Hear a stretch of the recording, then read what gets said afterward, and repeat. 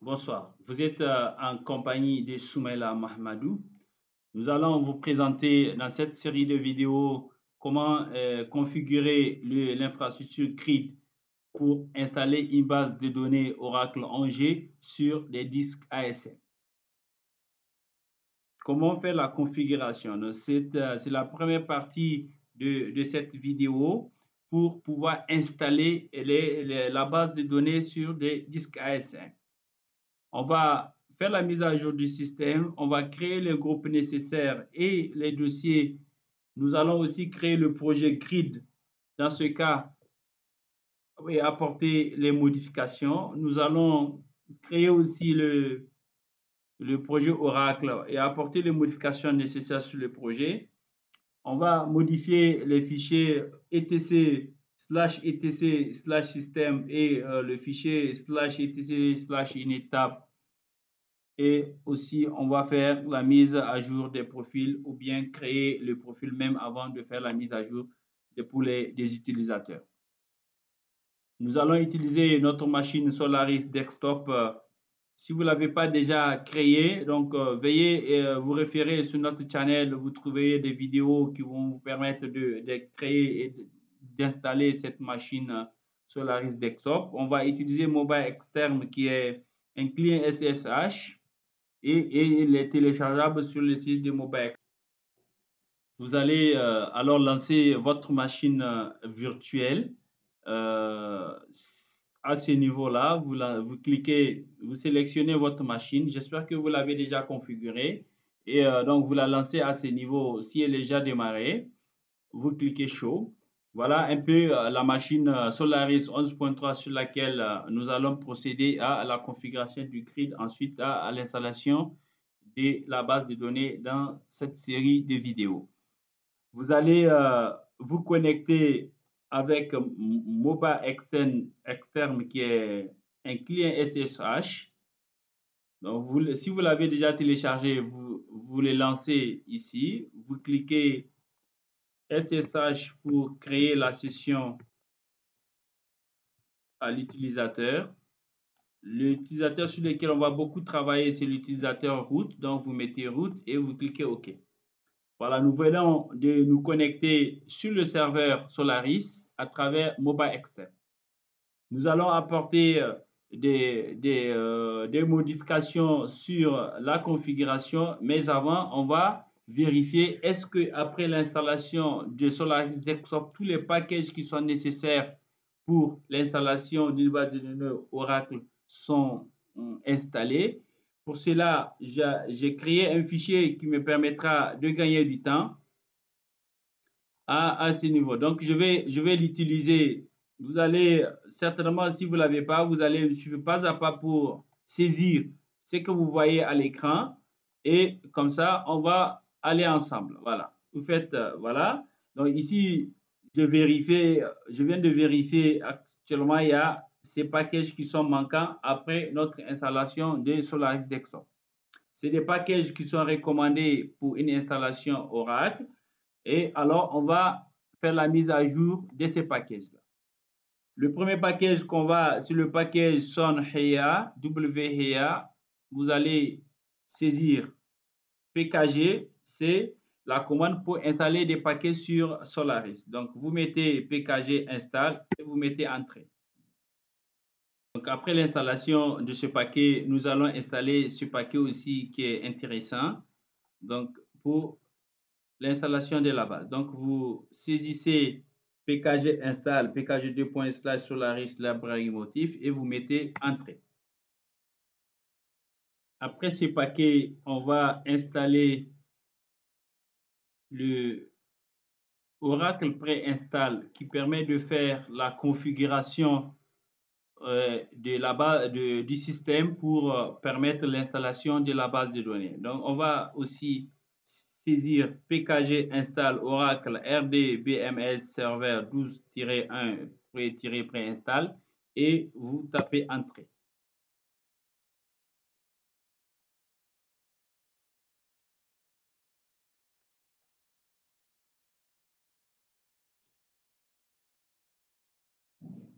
Après la mise à jour du système, un redémarrage est nécessaire. Donc, veuillez saisir Reboot. Vous allez perdre certainement la connexion et après le redémarrage du serveur, nous allons nous reconnecter.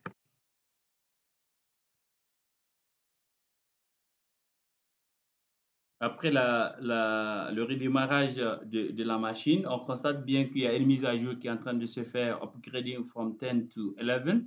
Donc, une mise à jour de la version 10 du package à la version 11. Et alors, donc, ça peut nécessiter même plusieurs redémarrages pour bien fixer la machine. La machine vient de redémarrer. Voilà, donc on va se reconnecter à nouveau. Vous faites presse R pour vous reconnecter.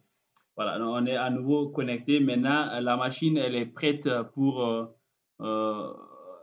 la configuration. Donc, on va créer les groupes utilisateurs à partir de le fichier que je vous ai dit, j'ai créé tantôt. Donc, vous allez saisir ces informations pour nous suivre dans ces vidéos. Ça me permet de gagner du temps. C'est pour cela que j'ai créé ces fichiers. Donc, ici, vous remarquez qu'à la différence d'une installation simple de la base de données, j'avais utilisé ces trois groupes dans la précédente vidéo. Maintenant, j'ai ajouté des groupes ASM Admin, ASM DBA et ASM Opera. C'est pour gérer les disques ASM. Ici, je vais créer les utilisateurs Oracle et utilisateurs Grid à ce niveau. Donc, vous faites user add, c'est la commande qui vous permet d'installer l'utilisateur. Vous remarquez que ici, j'ai dit que c'est le dossier de l'utilisateur sur lequel il va travailler. Je n'ai pas encore créé le dossier, je le ferai tout de suite. Donc, veuillez saisir ces informations et nous suivre. Je vais créer les dossiers ici et changer de propriétaire. Donc ici, mkdir, c'est pour créer les dossiers. On a mis -p pour dire tout le chemin parce que lorsqu'on ne met pas -p, il dira que effectivement il n'y a pas ces dossiers-là. Donc ici, c'est pour créer toute la chaîne. On fait -on, c'est change owner en anglais. -r, c'est de manière récursive sur tous les dossiers. Donc Oracle, c'est pour changer de propriétaire parce que ici, c'est root qui crée les dossiers. À ce niveau, on change de propriétaire, il devient Oracle et grid. Maintenant, je vais créer les dossiers. Ces dossiers vont nous servir à installer les binaires du grid et de la base de données. Je vais changer les propriétaires.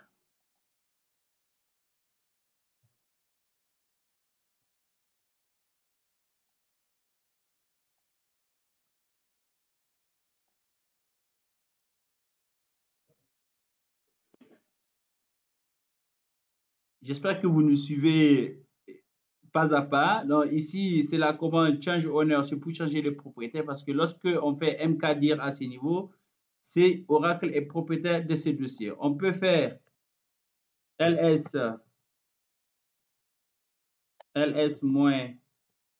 -al/i01 pour voir que voilà, ici c'est pour dire que désormais c'est root et ici root était propriétaire. On a changé le propriétaire sur Oracle grid et dans le groupe O1 qui est dans le groupe OInstall. Voilà, ici app, vous le voyez. C'est ces commandes qui nous permettent de faire ça. Ensuite, on va modifier le fichier user.atr pour mettre les informations du projet Oracle et Grid qu'on va créer.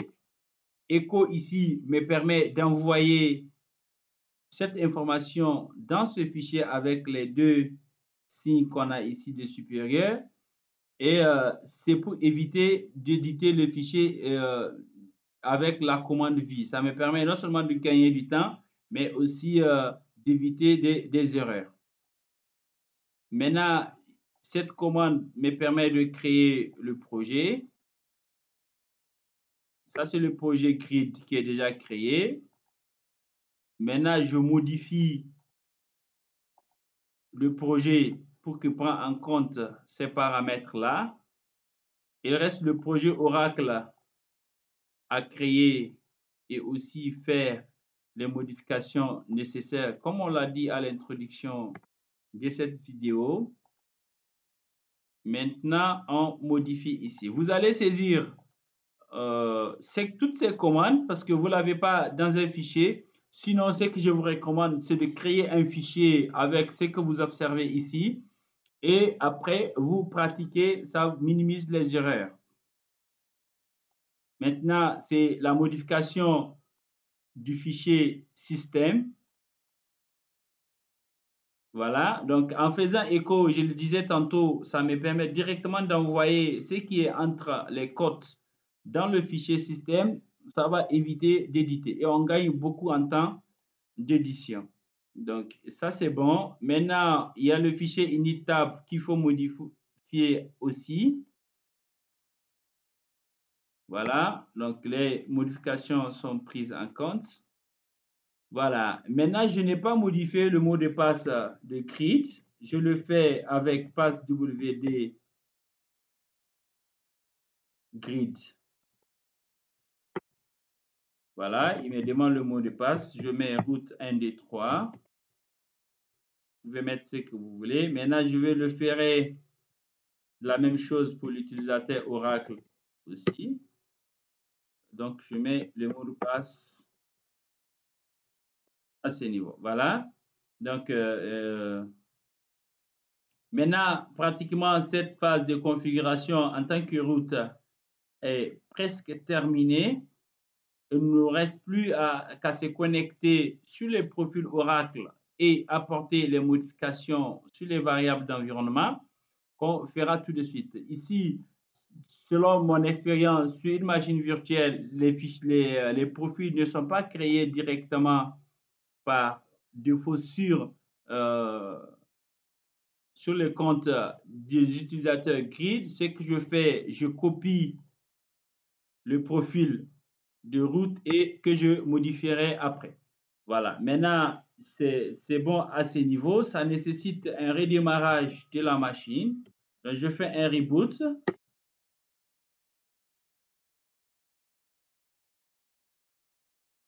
Après le redémarrage de la machine, on se reconnecte en tant que route. Tout à l'heure, on a copié le profil de l'utilisateur route pour grid et Oracle. Donc, le fichier est Oracle route est propriétaire. Donc, il faut changer le propriétaire de ce dossier avec ces commandes-là. Voilà. Maintenant, une fois que ça c'est fait, on crée une nouvelle session SSH pour l'utilisateur grid.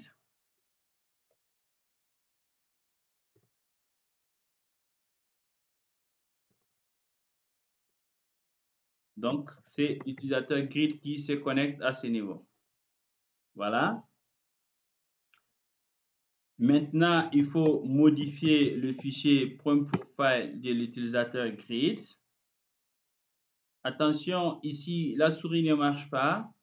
Donc, vous tapez I pour insérer les modifications. J'ai préparé aussi ces fichiers, les modifications à faire dans le compte de l'utilisateur grid. Donc, vous faites exactement tel que vous voyez ces fichiers. Attention, même les espaces sont à prendre en compte tel que vous les voyez. Donc, veuillez saisir exactement dans ce fichier ce que vous avez vu tout de suite.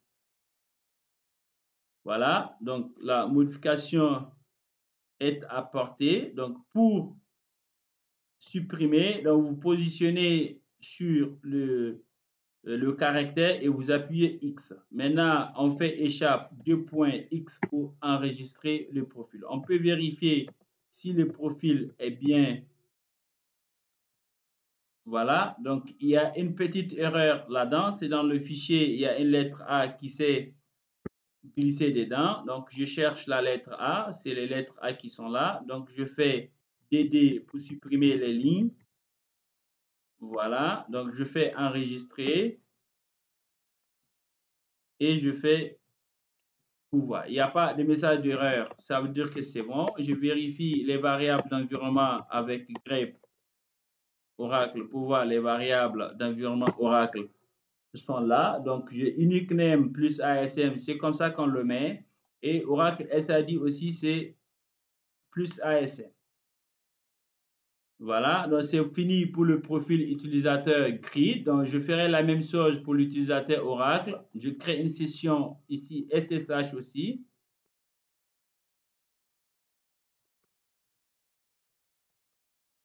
Donc, vous saisissez votre adresse IP à ce niveau-là du serveur.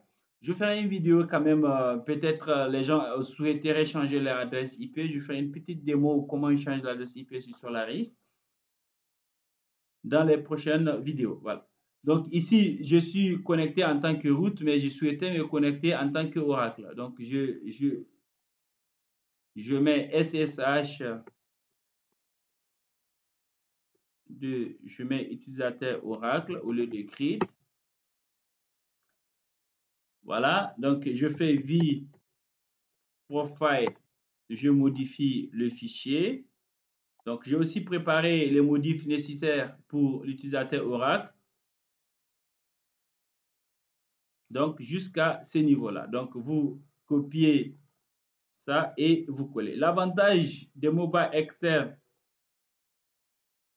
je constate que ce n'est pas bien copié. Donc, je vais quitter sans enregistrer.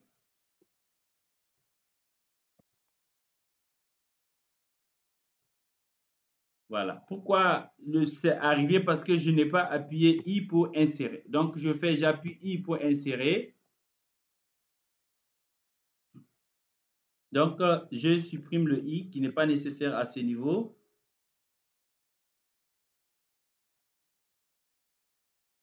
Et je fais coller. C'est ça l'avantage. Apparemment, la copie n'est pas bien faite. Donc, 2 points.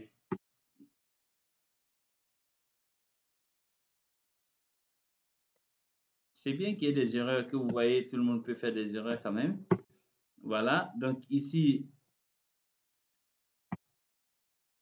je fais quitter 2 points. Voilà.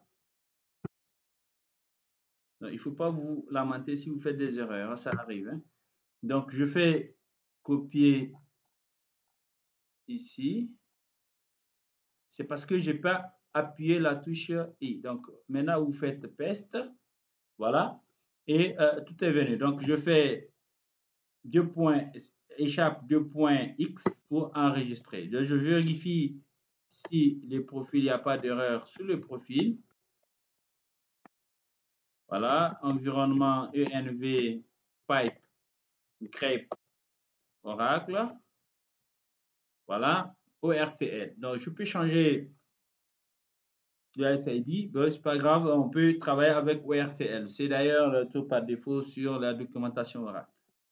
Maintenant, il faut vérifier est-ce que la mémoire est bien configurée pour l'utilisateur Oracle et l'utilisateur Grid. Donc, je laisse les deux utilisateurs connectés pour vérifier en tant que route ici. Ça doit me donner l'information sur la mémoire. Effectivement, j'ai 4 Go. Donc, ça, c'est bon pour l'utilisateur Oracle. Je vais vérifier pour l'utilisateur Grid.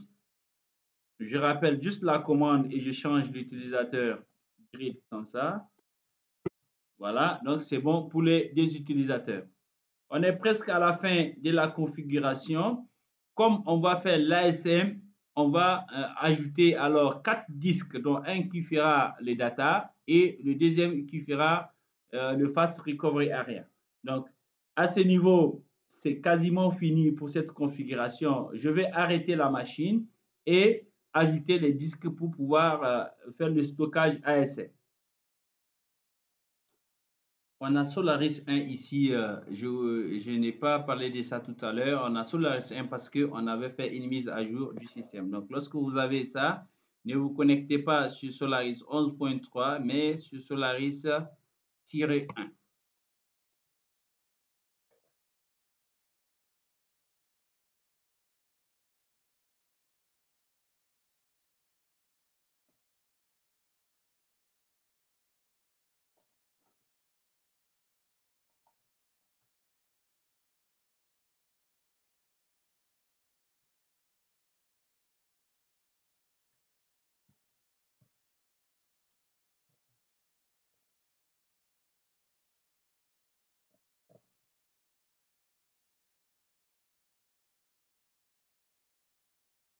l'ASM, il est nécessaire, sinon obligatoire, d'ajouter les disques sur la machine. Si vous n'utilisez pas des disques qui sont en SAN, donc il faut ajouter les disques sur la machine. Donc on va faire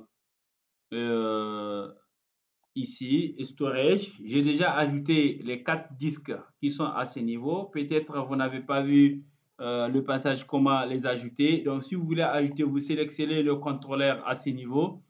Vous cliquez ici, créer new disque. Donc vous faites comme ça, VDI, size dynamique, et vous cherchez le dossier dans lequel vous voulez mettre les disques durs pour les mettre. Voilà, vous nommez le disque comme cela.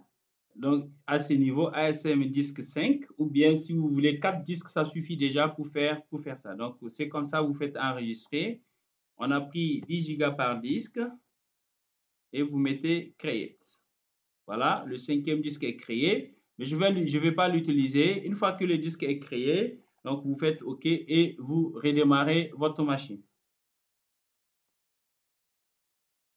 Donc, après l'ajout des disques, on avait redémarré la machine. Voilà, la machine est redémarrée. On vient se reconnecter sur Mobile Externe pour continuer la vérification. Donc, qu'est-ce qu'on fait? On fait format -E pour voir les disques. Ici, vous avez l'adresse des disques à ce niveau-là.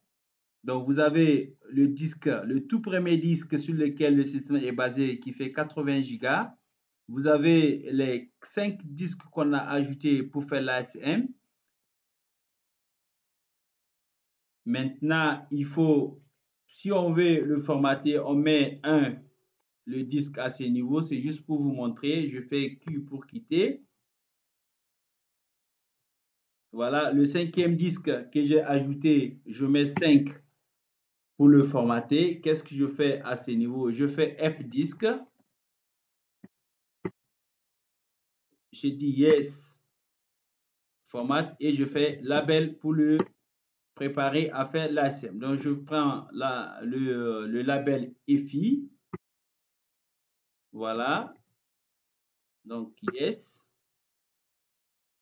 Voilà. Et c'est fini. Donc, le disque est prêt pour faire l'ASM. Les autres disques aussi, on va vérifier avec une commande qui va nous permettre de voir est-ce que les disques sont prêts pour faire l'ASM. Maintenant, on va changer les utilisateurs. Je vais revoir la commande pour vous permettre de me suivre. Donc, ici, j'ai 6. Je copie ça. Copie. Je viens à ce niveau. J'ajoute une ligne. Je fais coller. J'ajoute cette ligne-là.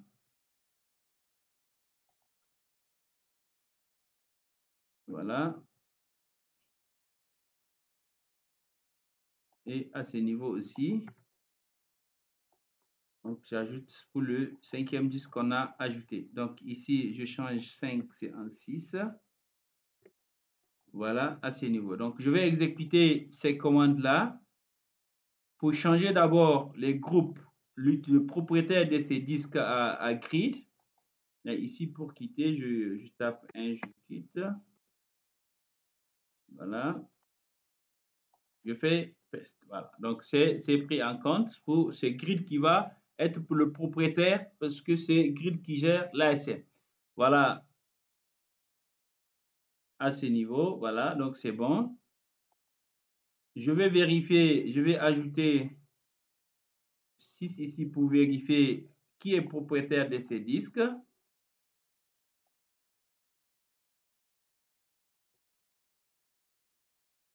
Voilà. Il ne voit pas le 6e disque. C'est pas bon. Donc, voilà, l'erreur, c'était ça.